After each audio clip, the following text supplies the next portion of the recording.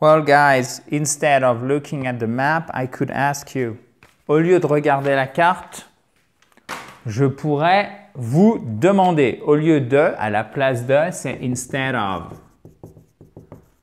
OK, instead of. So, hier, on a vu comment poser la question. Comment je fais pour aller à tel endroit? How can I get to? How do I get to? Etc. Alors, je ne vais pas vous refaire toutes les questions puisqu'on a vu ça hier. Vous voulez revoir la vidéo, évidemment, elle est en libre accès, comme quasiment 700 cours, pas comme quasiment, on est quasiment à 700 cours sur cette fabuleuse chaîne YouTube. Le lien est juste en dessous pour la vidéo numéro 1. Et pour vous abonner à cette merveilleuse chaîne YouTube, vous pouvez bien évidemment cliquer sur le bouton rouge juste en bas à droite. Alors, on continue maintenant, mais on va voir comment répondre à la question « Comment je vais à tel endroit ?» Vous descendez la rue, vous tournez à gauche, etc. Donc, première chose à connaître, les prépositions de lieu. Et après, on va voir comment les combiner avec un de ces verbes de mouvement. OK? Ensuite, on voit quelques exemples. Mais pour les exemples, c'est vous qui allez bosser un petit peu dans le sens où il va falloir donner la traduction. Donc, on va voir si vous les comprenez bien. Et à chaque fois, c'est vraiment de l'anglais idiomatique. C'est-à-dire que si vous vous fiez à ces quelques, si je puis dire, quasiment comme des formules mathématiques, après, vous serez peut-être pas très librement, mais au moins vraiment bien exprimer le fait de dire que pour aller à tel endroit, il faut passer par tel chemin. En fait, c'est comme les Lego, il faudra juste prendre les briques en fonction de la situation et vous pourrez combiner une fois que vous savez ça et ça. OK? Bon, évidemment, demain, on fera un petit exercice où je vous donnerai une carte et vous allez me dire comment on fait pour aller du point A au point B. Mais ça, c'est demain, chers amis. Straight on. Tout droit. Straight on. Left. Right. Oui, c'est bien votre droite. Left. Right, straight on, tout droit. Ensuite, up, c'est vers le haut. Down, vers le bas. OK? Past, c'est après, mais on va voir quand on le combine avec le verbe, ça veut dire en fait longer. Littéralement passer et aller plus loin que telle chose. OK? As far as, jusqu'à. Opposite, attention. En face de. On a un de en français, mais on a un seul mot en anglais pour dire en face de. Opposite me, c'est en face de moi. OK? Behind, behind, behind, derrière. Il court. Behind, behind. Donc faites bien le H ici. OK? Et l'accent tonique sur la seconde syllabe. Behind. Next to, c'est à côté de. Next to me, à côté de moi. OK? C'est aussi simple que ça. Et en fait, ces combinaisons, ces prépositions de lieu, ce que vous pouvez faire, chers amis, c'est tout simplement les combiner avec un de ces verbes de mouvement. Donc, à pied, c'est to go, to walk. On ne prononce pas le L exactement comme dans could ou L. Le L n'est pas prononcé. Même chose ici. Il n'est pas prononcé to walk. OK? Et typiquement, regardez comment on peut combiner avec down. Où est-ce que… Voilà, down. To walk down the street, ça veut dire littéralement descendre la rue à pied. To walk down the street. I long pour street. OK, guys? To walk down the street. To drive, donc ça sera en voiture. Et to take, to turn, ça peut être à pied ou en voiture. Take et pas take. Non, take. C'est un son fort. To take, to turn, to drive, to walk down the street. To go straight on. Qu'est-ce que ça veut dire, to go straight on? Du coup, bon, facile. Vous allez tout droit. Go straight on. OK? Walk down the road. Walk down the street. Donc, vous descendez la rue.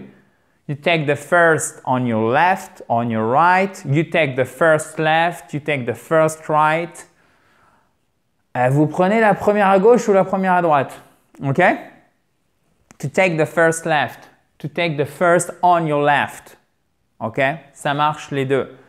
Take the first on your left. Vous pouvez retenir cette formule. C'est pour vous, elle est plus simple. Le but, c'est pas tout savoir. Le but, l'exhaustivité. Parce que nous, on nous apprend la perfection, ça doit être parfait, on doit tout savoir. Le vocabulaire doit être super bien maîtrisé. La prononciation, la grammaire, avant qu'on prononce la moindre phrase. Si vous faites ça, à moins d'être un génie, je ne sais pas vous, mais moi, ce n'est pas mon cas, eh ben, je ne suis pas capable de retenir, d'assimiler parce que, un, je n'ai pas de plaisir comme je ne m'exprime pas, donc je ne vois pas le résultat concrètement de ce que j'apprends. Et deux, au bout d'un moment, je me dégoûte parce que je m'ennuie. Donc, au lieu de chercher à tout apprendre par cœur, vous retenez l'essentiel, le minimum du minimum, vous picorez juste les expressions qui pour vous semblent indispensables et ça suffit. Et après, vous essayez de mettre en pratique le plus rapidement possible pour corriger vos erreurs, parce que vous en ferez des erreurs, c'est normal pour apprendre là aussi le plus rapidement possible. To drive up the street, alors c'est conduire, remonter en voiture la rue, remonter la rue en voiture, ok? To drive up the street. C'est facile à comprendre une fois que vous avez pigé que, si je puis dire familièrement, que vous avez votre verbe de mouvement, votre préposition de lieu et ce que vous parcourez. To drive up the street, to walk down the street, c'est exactement le même schéma de configuration. Verbe, préposition, ce qui est en train d'être parcouru. To drive past the field. Qu'est-ce que ça veut dire? En fait, ça veut dire longer le champ, okay? Le champ de blé par exemple. To drive, bah oui, parce que les directions, ça peut être demandé à la campagne aussi. On n'a pas que pour la ville, bien évidemment. To drive past the field, ok? Past. To drive past, ça veut dire longer en voiture, ok? To drive past the field, longer le champ. It is just round the corner. Ça, c'est au coin de la rue, littéralement. It is just round the corner. Pas besoin de mettre the corner of the street. Si vous dites it is just round the corner, tout le monde comprendra que ça veut dire au coin de la rue, ok? It is the second building on your left. C'est le deuxième bâtiment sur votre gauche. Et c'est pas building ou to build, non. Ici, on n'entend pas le U, vous avez un simple I court. Building, ok? Avec évidemment un accent tonique qui se trouve sur la première syllabe. It is the second building on your left. Alors, yes, parfait. Maintenant, vous allez traduire ça. When you get to the traffic lights, drive left and up the main street. Ok? Alors, oh là, je vais essayer de ne pas m'emmêler dans les fils. Main, diphtongue, ok? Street, ilon. When you get to the traffic lights, à court. When you get to the traffic lights, drive left and up the main street. Faites attention, c'est très tentant pour nous de mettre un H. Il n'y a pas de H. Up et pas up, ok? Up the main street. Alors, qu'est-ce que ça veut dire? Quand vous arrivez au feu de croisement, au feu de circulation, tournez à droite, drive left, on ne va pas dire conduire à gauche, pardon, pas à droite, à gauche, ça ne voudrait rien dire, donc prenez à gauche, on traduirait comme ça en français, et remontez Main Street, qu'est-ce que c'est? Et remontez la rue principale, ok guys? When you get to the traffic lights, quand vous arrivez, ok, vous voyez, un get, hein, on l'a vu hier, c'est vraiment un verbe passe-partout. Au feu de croisement, tournez sur la gauche, ok. Turn left, si par exemple vous êtes à pied, ok.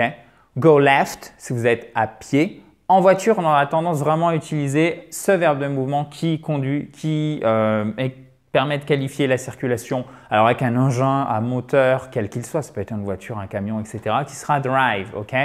Drive left and up, et vous remontez, ok? You drive up the main street, la rue principale. Voilà, je pense qu'on a été complet à ce niveau-là. Demain, on va voir si, tout simplement, tout ce qu'on a vu dans la vidéo numéro 1, dont je vous rappelle que le lien est juste en dessous.